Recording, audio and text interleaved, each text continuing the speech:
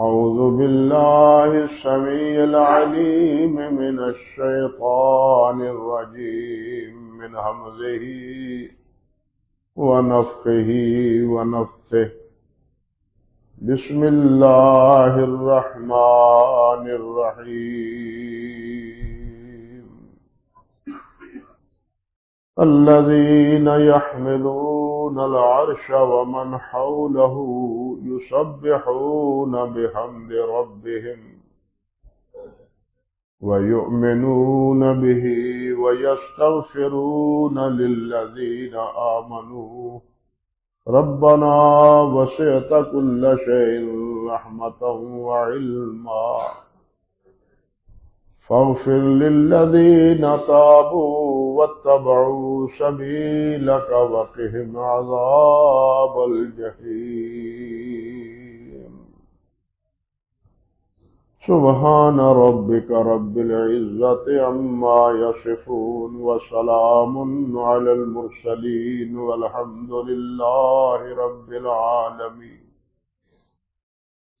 محترم معزز سامعین کرام، اللہ سبحانہ و تعالی کا عرش اٹھانے والے عظیم الشان فرشتے اور وہ فرشتے جو اللہ رب العزت کے ارد گرد گھیرا ڈالے ہوئے ہیں، طواف کر رہے ہیں اور ان کے پیچھے صفے باندھے ہوئے کھڑے، ان کے بارے میں اللہ سبحانہ و تعالی نے ارشاد فرمایا ہے کہ یسبحون بحمد ربہم، کہ وہ اپنے رب کی تسبیح بیان کرتے ہیں رب کی حمد کے ساتھ۔ میں گزشتہ خطبے میں عرض کر چکا ہوں کہ وہ تسبیح کے الفاظ کیا ہیں، اور اسی سے ہمیں یہ سبق بھی لینا چاہیے کہ ہمیں بھی اس تسبیح کے پڑھنے کا اہتمام کرنا چاہیے۔ جو حاملین عرش ہیں اور عرش کے ارد گرد جو فرشتے ہیں جو وہ تسبیح کرتے ہیں، یا اس کے ساتھ ساتھ اور بھی کلمات ہیں جو تسبیح کے نبی علیہ السلام نے بتلائے اور سکھلائے، ہمیں بھی اس کا اہتمام کرنا چاہیے۔ اور فرشتوں کے بارے میں ہی نہیں، اللہ سبحانہ و تعالی نے یہ بھی فرمایا ہے وَلَهُ مَنْ فِي السَّمَاوَاتِ وَالْأَرْضِ وَمَنْ عِنْدَهُ لَا يَسْتَكْبِرُونَ عَنْ عِبَادَتِهِ وَلَا يَسْتَحْسِرُونَ يُسَبِّحُونَ اللَّيْلَ وَالنَّهَارَ لَا يَفْتُرُونَ۔ اللہ فرماتے ہیں اللہ رب العزت کی ہی بادشاہت ہے آسمانوں میں بھی اور زمین میں، اللہ کے علاوہ کسی کی بادشاہت نہیں، زمین و آسمان میں اسی کا حکم چل رہا ہے، جو چاہتا ہے حکم فرماتا ہے اور وہ حکم نافذ ہو جاتا ہے، کسی کو بھی مجال انکار نہیں تکوینی امور کے سامنے کہ اللہ کا کوئی فیصلہ آئے، اس بادشاہ کا، مالک الملک کا، اور یہ انسان اس کا پابند نہ ہو، یہ ممکن ہی نہیں۔ پھر وہ بادشاہت ہی کیسی، وہ حاکم مطلق اس کی حاکمیت ہی کیسی۔ فرمایا وَمَنْ عِنْدَهُ لَا يَسْتَكْبِرُونَ عَنْ عِبَادَتِهِ، جو اللہ کے ہاں فرشتے ہیں، اللہ کے عرش کو اٹھانے والے، اللہ کے عرش کا گھیرا ڈالے ہوئے جو فرشتے ہیں، وہ اللہ رب العزت کی عبادت سے تکبر نہیں کرتے، بلکہ ہمیشہ وَلَا يَسْتَحْسِرُونَ، اور نہ وہ تھکتے ہیں۔ تکبر کرنا تو کجا رہا، وہ تھکتے ہی نہیں، یسبحون اللیل والنہار لا یفترون، فرمایا رات دن اللہ کی تسبیح کہہ رہے ہیں، اور وہ تسبیح کہتے ہوئے توقف بھی نہیں کرتے، کوئی وقفہ نہیں ہے، نہ وہ تھکتے ہیں نہ وقفہ ہے۔ ہم تو بھائی تھک جاتے ہیں، سستا لیتے ہیں، سوتے ہیں، کچھ وقفے کے بعد پھر وہی عمل اگر کرنا ہو تو کرنا شروع کرتے ہیں، لیکن فرشتے نہ تھکتے ہیں، نہ وہ تسبیح اور تحمید کے کلمات کو کہتے ہوئے کوئی آر یا کوئی تکبر وہ محسوس کرتے ہیں، بلکہ وہ اللہ کے بندے ہیں، اللہ کی عبادت گزار اور فرم بردار ہیں۔ میں نے ذکر کیا تھا کہ حضرت ابو ذر رضی اللہ تعالی عنہ نے صحیح مسلم کی روایت، دو طرح کے الفاظ ہیں کہ نبی علیہ السلام سے آپ سے پوچھا گیا کہ ای الکلام افضل، حضور سب سے اچھا کلام کون سا ہے قرآن مجید کے بعد؟ قرآن مجید کے بعد سب سے اچھا کلام اور کون سا ہے؟ قال مصطفی اللہ لملائکتہ، وہ کلام جو اللہ نے اپنے فرشتوں کے لیے منتخب کیا ہے، کہ وہ فرشتے وہ کلام پڑھتے ہیں۔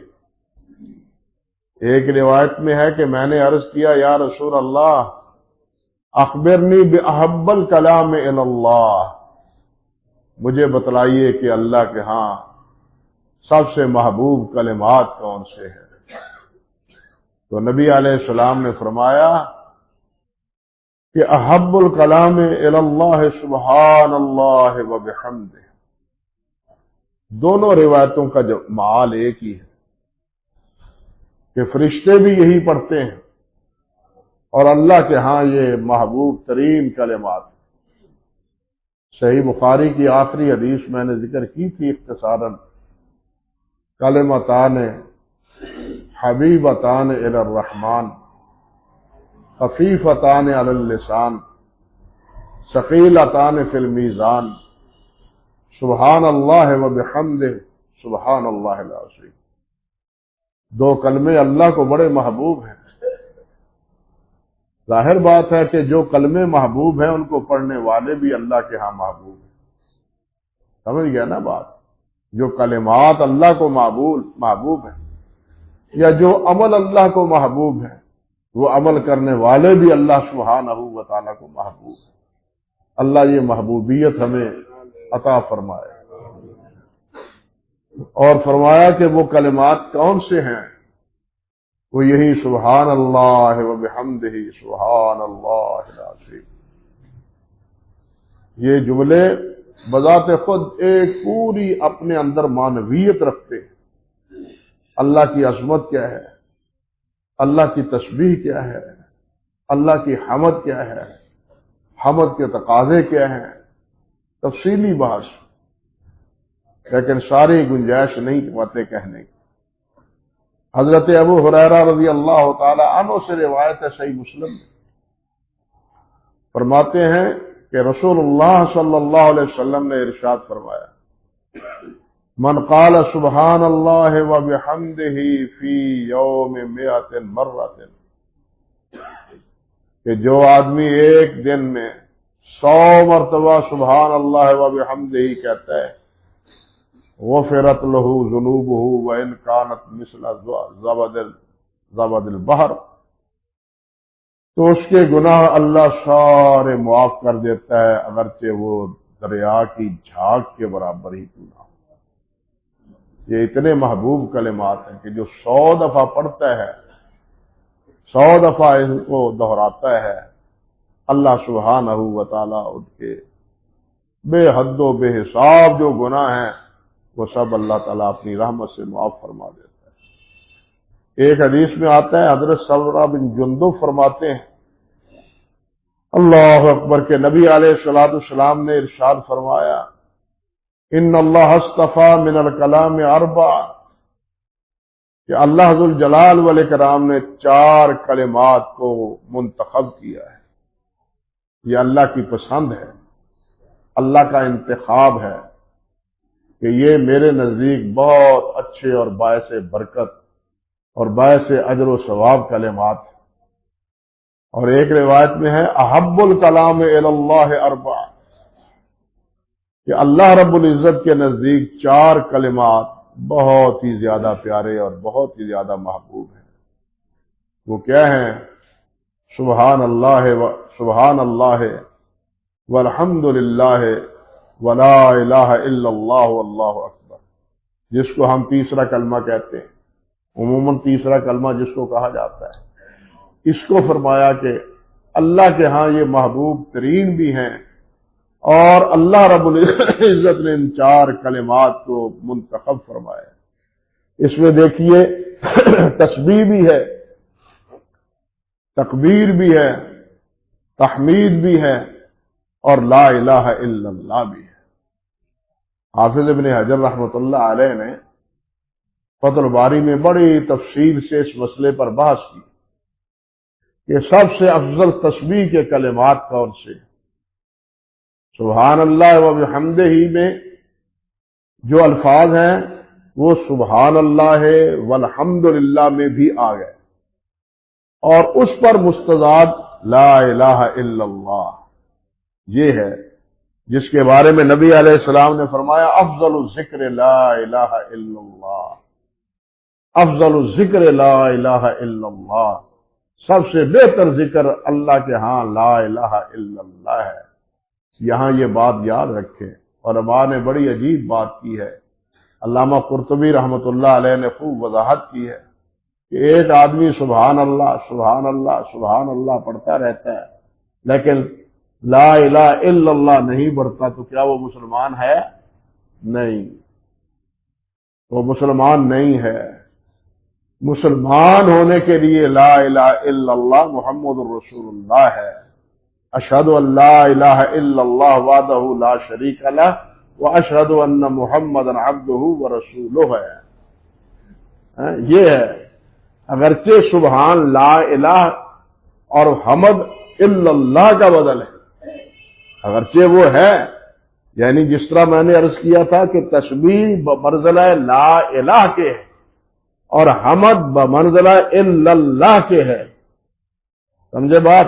لیکن یہ وہ درجہ نہیں ہے جو لا الہ الا اللہ کا ہے۔ اس لیے ان 4 کلمات میں تسبیح بھی ہے، تحمید بھی ہے، تحلیل بھی ہے، تکبیر بھی، چاروں کلمات اللہ اکبر کبیرہ۔ اور پھر نبی علیہ الصلوۃ والسلام نے ایک حدیث میں فرمایا، حضرت انس فرماتے ہیں رضی اللہ تعالی عنہ، من حلل 100 مرہ وسبح 100 مرہ وکبر 100 مرہ، اللہ، جو آدمی کہتا ہے لا الہ الا اللہ 100 مرتبہ، سبحان اللہ کہتا ہے 100 مرتبہ، اللہ اکبر کہتا ہے 100 مرتبہ، یہ سارے آ گئے نا، سبحان اللہ والحمد للہ ولا الہ الا اللہ واللہ اکبر، چاروں آ گئے۔ فرمایا جو 100 مرتبہ پڑھتا ہے اللہ اکبر کبیرہ کان لہ خیر من 10 رقبات یعتقہن و6 بدنات یدہرہن، اللہ اکبر۔ تو یہ کلمات 10 غلام آزاد کرنے کے سے بہتر ہیں، 10 غلام، اور 6 اونٹ اللہ کی راہ میں ذبح کرنے سے بہتر، یعنی اتنا اجر اور اتنا ثواب، اللہ اکبر کبیرہ۔ ایک حدیث کے الفاظ ہیں، نبی علیہ الصلوۃ والسلام نے فرمایا الحمدللہ تملأ المیزان، کہ اگر الحمدللہ کہنے سے وزن اعمال یعنی اعمال تولنے کا جو ترازو ہے قیامت کے دن نیکی کا وہ بھر جاتا ہے الحمدللہ کہنے سے۔ اور ایک آگے فرمایا وسبحان اللہ والحمدللہ تملأان وتملأ ما بین السماء والعرش، اور سبحان اللہ والحمدللہ اس سے دونوں پلڑے بھر جاتے ہیں، بلکہ زمین و آسمان کا جو پاٹ ہے وہ بھی بھر جاتا ہے۔ اگر اس کے ثواب کو کیا مانا، اگر اس کے ثواب کو، اس کے اجر کو اگر شکل دے دی جائے، کوئی صورت دے دی جائے، تو وہ شکل و صورت اتنی بڑی ہو کہ زمین و آسمان پر ہو جائے. اتنے بابرکت کلمات. یہ سبحان اللہ والحمد للہ ولا الہ الا اللہ واللہ اکبر. حضرت عبداللہ بن مسعود رضی اللہ تعالیٰ عنہ کی ایک روایت ہے، اس بارے میں بہت سی روایات ہیں، میں نے پہلے بھی اشارہ کیا تھا. فرماتے ہیں کہ ان اللہ یؤتی المال من یحب ومن لا یحب. اللہ مال جس کو چاہتا ہے، جس سے محبت کرتا ہے اس کو بھی دیتا ہے، جس سے محبت نہیں کرتا اس کو بھی دیتا ہے. مال مومن کو بھی دیتا ہے، کافر کو بھی دیتا ہے. لیکن ولا یؤتی الایمان الا من احب. لیکن ایمان اسی کو عطا کرتا ہے جس سے محبت کرتا ہے. ایمان یہ بہت بڑی نعمت ہے. اس پر اللہ کا شکر ہم ادا نہیں کر سکتے کہ مولا کریم آپ نے ہمیں ایمان سے باراور فرمایا. ہم صرف اس نعمت کا شکر ادا نہیں کر سکتے کہ اللہ آپ نے ہمیں ایمان عطا فرمایا، اپنے پیارے حبیب علیہ الصلوۃ والسلام کا امتی بنایا.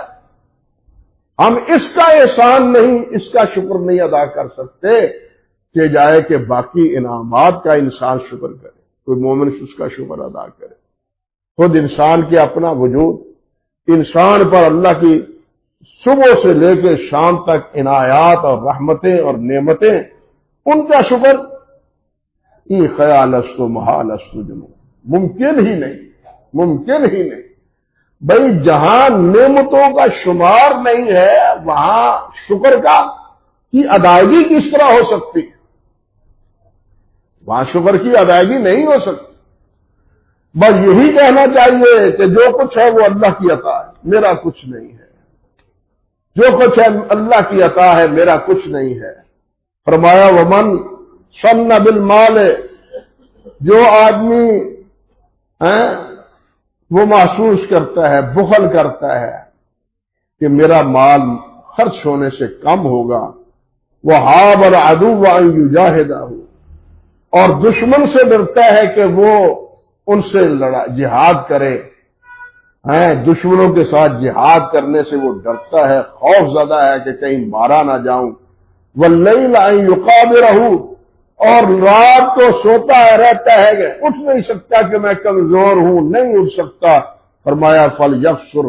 تو اسے فَلْيَبْصُرْ من قول لا الہ الا اللہ واللہ اکبر والحمد للہ وسبحان اللہ.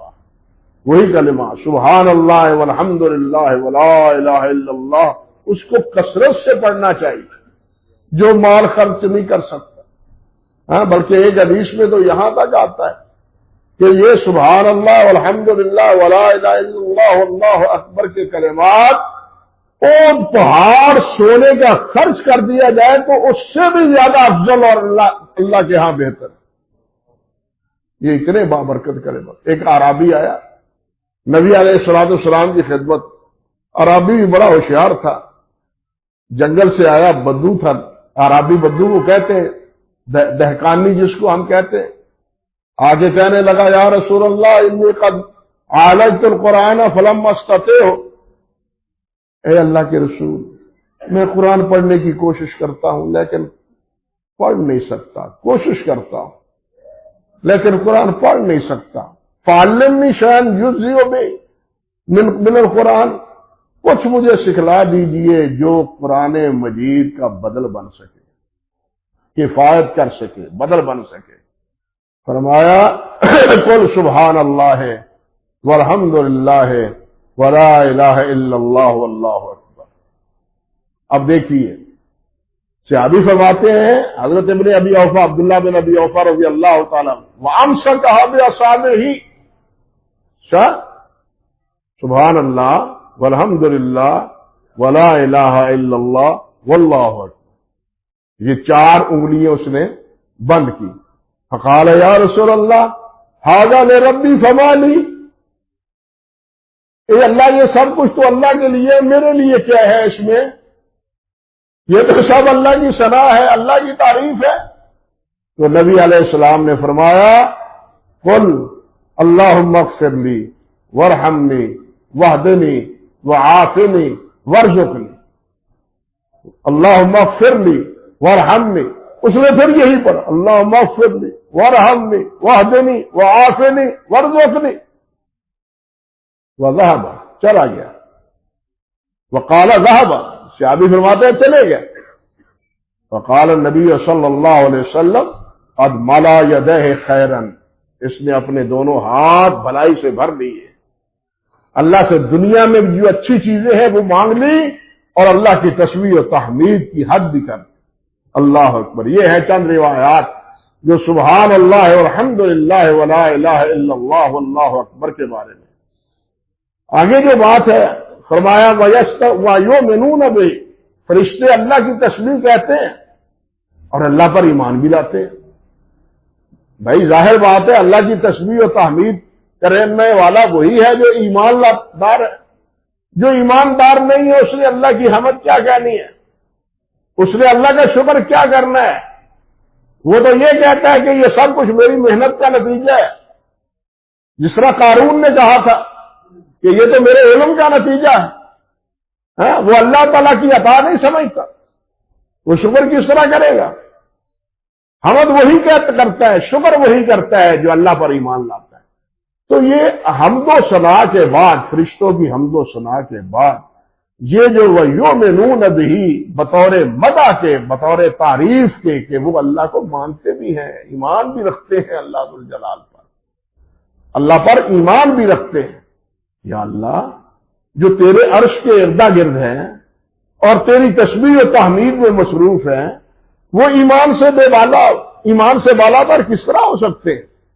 ایمان تو بہرحال ہوگا، لیکن یہاں ایک بات عجیب ہے، جس طرف میں نے اشارہ کیا، علامہ زمخشری بڑا نام ہے مفسرین، امام راضی نام سنے ہوں گے، بڑا نام ہے امام راضی کا، بڑا علامہ تھے، کیا ذکر کروں ان کے علم و فضل کا، اور بعد میں بعض اردو کی تفاسیر لکھنے والے، انہوں نے اس آیت سے یہ استدلال کیا ہے کہ یہ اس بات کی دلیل ہے کہ اللہ عرش پر نہیں ہے۔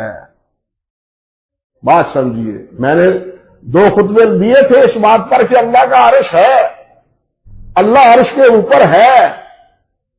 یہ کیوں تفصیل ذکر کی تھی، بتلایا تھا کہ بہت سے لوگ ہیں جو کہتے ہیں اللہ کا عرش نہیں ہے، اللہ عرش کے اوپر نہیں ہے، اللہ ہر جگہ موجود ہے، یہ کہتے ہیں۔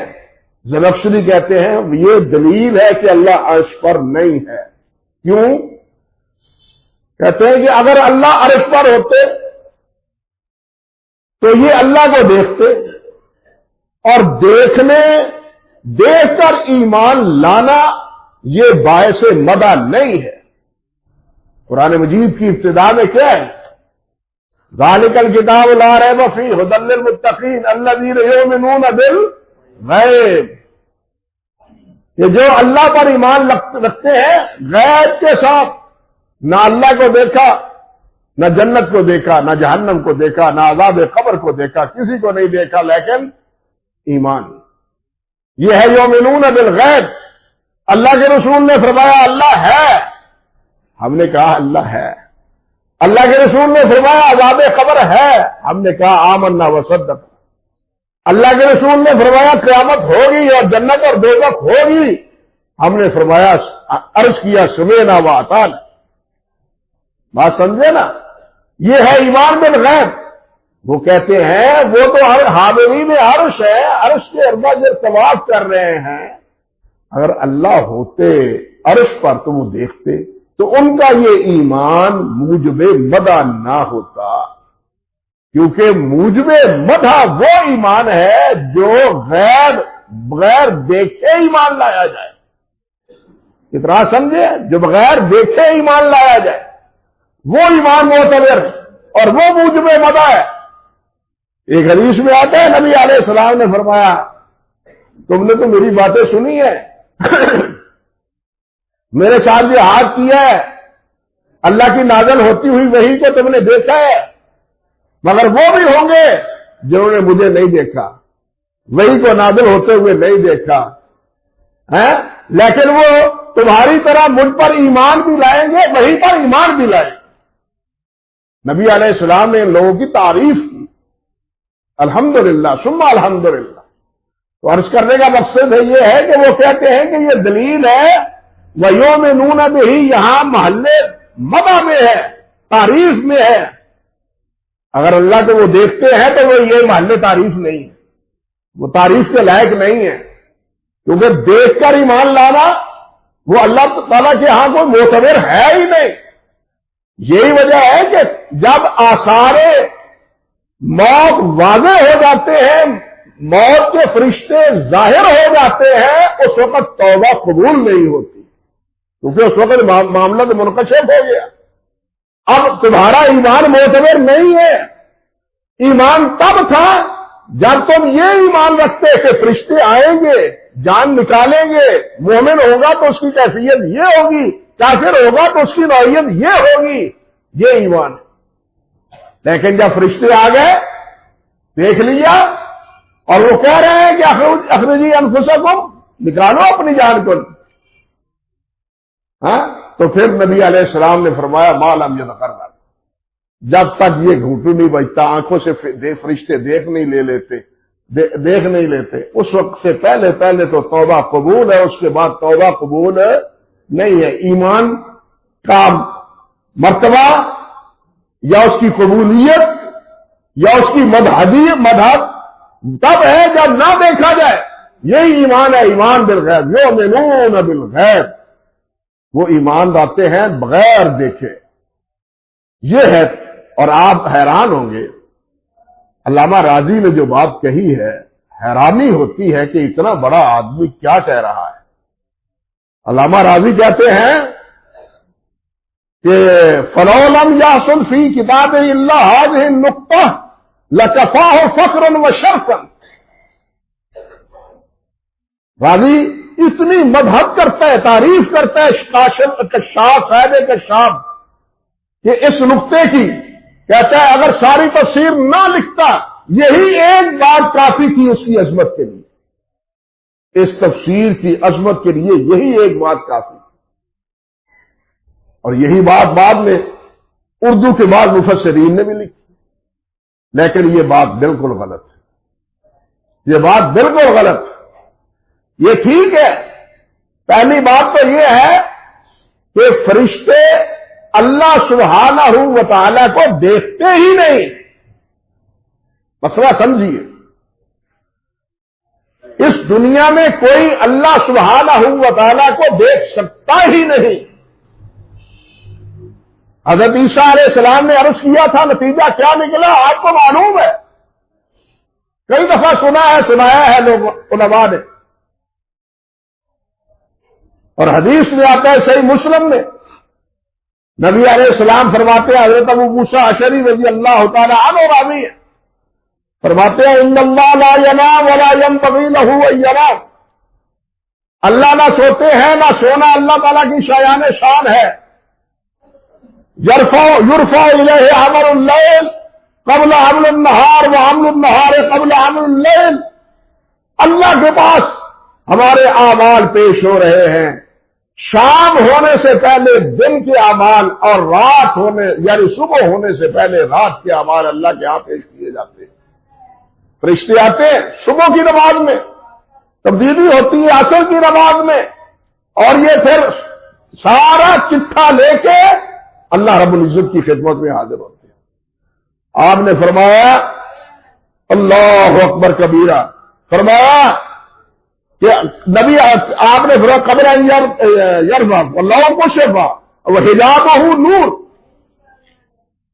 حجابہ نور، اللہ کا پردہ نور ہے، لو کا شفت اللہ ترکت سبحات وجہی منتہا الیہ بصر، اللہ ذو الجلال اگر اس نور کے پردے کو دور کر دے تو اللہ ذو الجلال کے انواروں، چہرے کے انواروں تجلیات وہ جہاں تک پہنچے مخلوق ہر چیز جل کے بھسم ہو جائے. دیکھے کیسے؟ بات سمجھے یا نہیں؟ یہ کہنا کہ دیکھتے نہیں، وہاں ہے ہی نہیں، فرشتے دیکھتے نہیں ہیں. بھائی دیکھے ہیں لیکن ان کو دیکھنے کی اجازت نہیں ہے. یفعلون ما یؤمرون، جو ان کو حکم دیا جاتا ہے وہ کرتے ہیں، اپنی مرضی سے نگاہ بھی نہیں اٹھاتے. سمجھے بات؟ حدیث معراج میں ہے، نبی علیہ السلام نے پوچھا حضرت جبرائیل سے کہ یہ فرشتہ کیوں کھڑا ہے؟ کیا لے کے؟ سور لے کے، جس قیامت کے دن پھونکے گا. یہ سور لے کے سر جھکائے، کان متوجہ کیے ہوئے، سور کو منہ لگائے ہوئے کھڑا ہے. فرمایا یہ کیوں کھڑا ہے؟ اب دیکھیے کب سے پیدا ہوا ہے، آپ نے کب دیکھا؟ قیامت تک کیسے کھڑا رہے گا اسی طرح؟ جبرائیل نے کہا یہ اسی طرح کھڑا رہے گا، یہ اس انتظار میں ہے کہ رب کا کب حکم آتا ہے کہ پھونک دو. اس کو اجازت نہیں ہے اب اوپر نگاہ اٹھانے کی. بات سمجھے یا نہیں؟ فرشتوں کو لا یعصون اللہ ما امرہم ویفعلون ما یؤمرون، وہ کرتے ہیں جو اللہ ان کو حکم دیتا ہے، اپنی مرضی سے کچھ نہیں کرتے. جبرائیل علیہ السلام کچھ دن نبی علیہ السلام کی خدمت میں حاضر نہ ہوئے. نبی علیہ السلام نے پوچھا جبرائیل اتنے دنوں کے بعد کیوں آئے ہو؟ میں تیرے انتظار میں رہا. جبرائیل نے کہا ہم اپنی مرضی سے نہیں آتے، اللہ حکم دیتا ہے، اجازت دیتا ہے تو ہم آتے. فرشتے اپنی منمانی نہیں کرتے، جو ان کو کام سپرد کیا گیا ہے وہی کرتے ہیں. وہ سر اٹھا کے رب ذوالجلال کی طرف دیکھنے کی جرات ہی نہیں کرتے. اور کیسے کریں؟ جس طرح کی حدیث میں فرمایا کہ اللہ کے اور مخلوق کے درمیان نور کا اتنا زبردست حالہ ہے کہ اگر اس نور کو دور کر دیا جائے تو اللہ ذوالجلال کے چہرہ انور کے نور سے جہاں تک اللہ کی نگاہ پہنچے ساری مخلوق جل کے رہ جائے. دیکھیں کیسے؟ پہلی بات یہ. دوسری بات یہ کہ کیا دیکھنے کے ساتھ ایمان بالغیب نہیں رہتا؟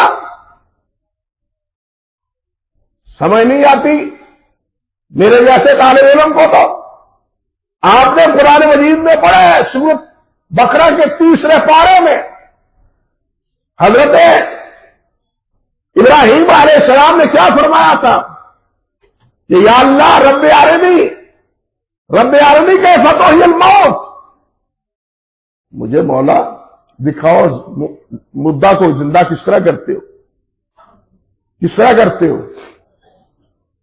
اللہ ذوالجلال نے فرمایا اولم تؤمن قال بلا ولکن لیطمئن قلبی، ہاں ایمان لاتا ہوں لیکن اطمینان قلب مراد.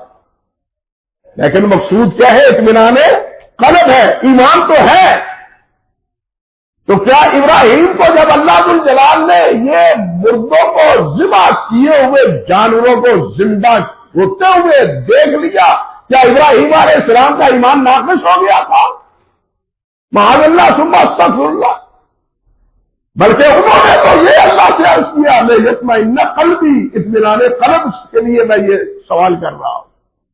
اس لیے اگر کشف ہو جائے، کیا نبی علیہ السلام کے لیے کشف القبور نہیں ہوا؟ عذاب قبر نبی علیہ السلام کو نہیں دکھایا گیا؟ کیا نبی علیہ السلام کو جہنم اور جنت نہیں دکھائی گئی؟ تو کیا نبی علیہ السلام کا ایمان جو ہے وہ کمزور ہو گیا؟ وہ باعث مبا نہ رہا؟ اس لیے علامہ زمخشری ہو، علامہ راضی ہو، اپنے تمام تر علم و فضل کے ناموصف، یہ بات ان کی بالکل غلط، نہ علمی اعتبار سے نہ عقلی اعتبار سے، دونوں لحاظ سے. حالانکہ یہ دونوں عقل و فکر کے پہاڑ ہیں. آپ کو تو نہیں، مجھے تو پتا ہے کہ ان کے علم و فضل کا مقام کیا ہے، لیکن انصاف کا تقاضا یہ ہے کہ ان کی یہ بات علم و عقل کے مطابق نہیں ہے، نصوص کے مطابق نہیں ہے، نبی علیہ السلام کے فرامین کے مطابق نہیں. اللہ سبحانہ و تعالی ہمیں قرآن سمجھنے کی توفیق دے اور قرآن پڑھنے کی بھی، اس پر عمل کرنے کی بھی توفیق عطا فرمائے۔